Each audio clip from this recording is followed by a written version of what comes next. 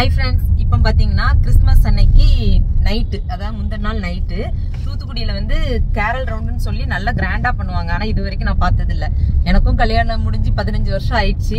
ஒரு நாள் கூட நான் போனது இல்ல. இப்பதான் ஃபர்ஸ்ட் டைம் போறேன்.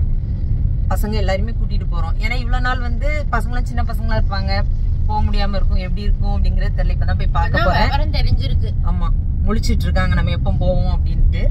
இப்ப போய்கிட்டு இருக்கோம். போயிட்டு அங்க எப்படி இருக்கு அப்படிங்கறத பாக்கலாங்க. தூத்துக்குடியே பாத்தீங்கன்னா நல்லா ஜகஜகன்ட்டு எல்லாம் போய்கிட்டு தான் இருக்காங்க. மணி 10:30 ஆக போகுது. ஆனா இன்னும் போய்கிட்டே தான் இருக்காங்க. வண்டி எல்லாம் போய்கிட்டே இருக்கு. நிறைய பேர் அந்த கேரல் ரவுண்ட் பார்க்க தான் போறாங்க. உங்களுக்கும் நான் காமிக்கிறேன்.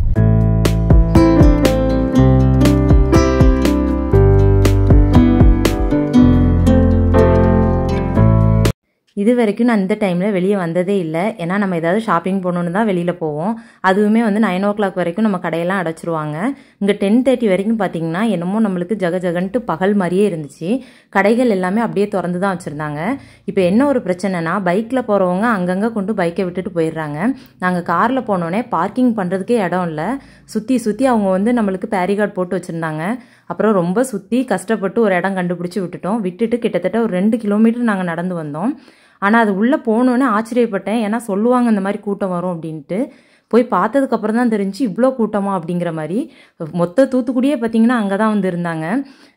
செமையாக இருந்துச்சு. உண்மையாக சொல்லணும்னா நல்லா இருந்துச்சு. ஏன்னா இந்த டைமில் நம்ம உண்மையாக சேஃப்டியும் நல்லா சேஃப்டியாக இருந்துச்சு. எந்த ஒரு பிரச்சனையும் இல்லாத அளவுக்கு. போலீஸ்லாம் வந்து நான் அந்த அளவுக்கு போலீஸ் அங்கே பார்க்கல. ஆனாலுமே உண்மையாகவுமே பாராட்டணும். எல்லாருமே நல்லா பாதுகாப்பாக இருக்கிற மாதிரி தான் அங்கே இருந்தாங்க.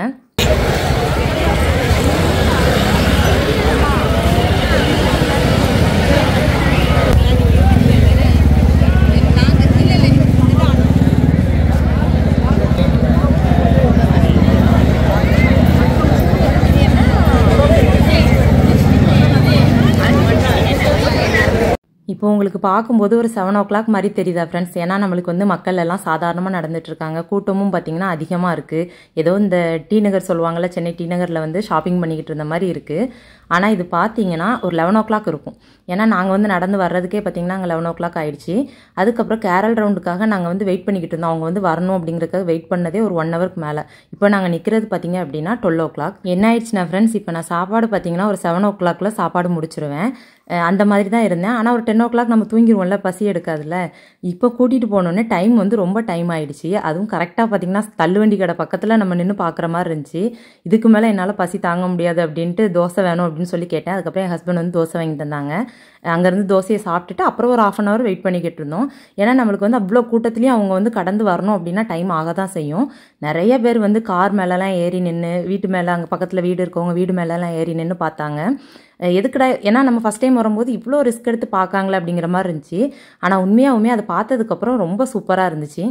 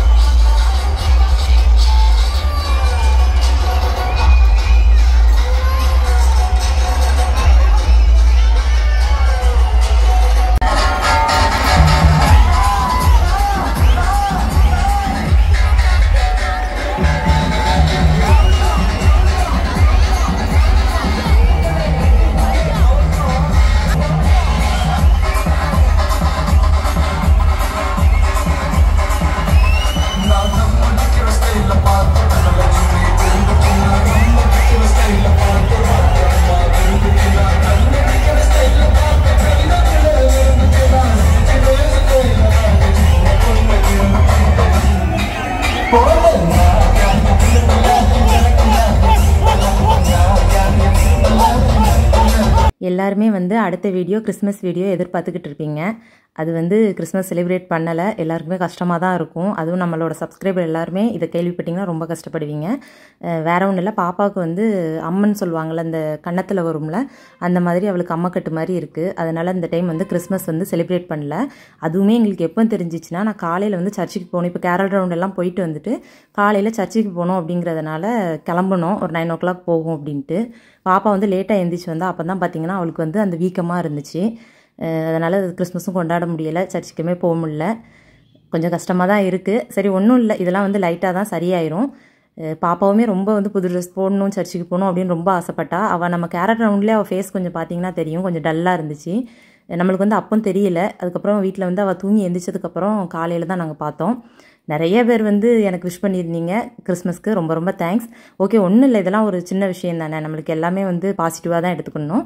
நம்ம நியூ இயர் வந்து சூப்பராக செலிப்ரேட் பண்ணி கண்டிப்பாக உங்களுக்கு சூப்பராக வீடியோ வரும்.